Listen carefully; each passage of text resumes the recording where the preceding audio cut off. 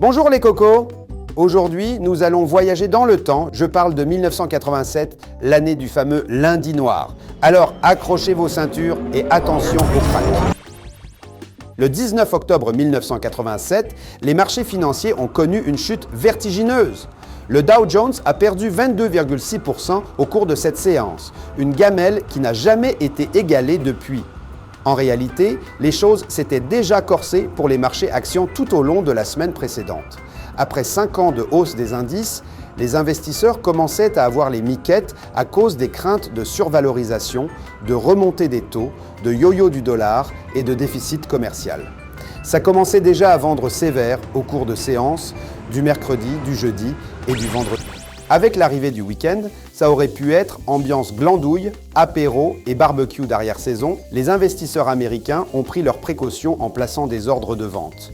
Surtout que les grandes sociétés de gestion étaient sympas à l'époque. Les clients pouvaient déposer des demandes de rachat pendant le week-end au prix du vendredi soir. Le problème, c'est que les demandes de rachat ont explosé. Pour y faire face, les intermédiaires ont été forcés de vendre massivement des actifs dès le lundi matin. Ce flux a grossi les ventes paniques d'autres acteurs du marché. Pour couronner le tout, le dispositif populaire de couverture baptisé Portfolio Insurance a explosé sous l'effet des systèmes automatiques de liquidation.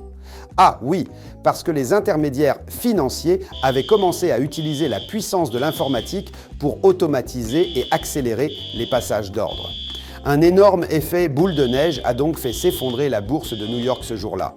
Tout le monde vendait et il n'y avait plus personne en face pour acheter.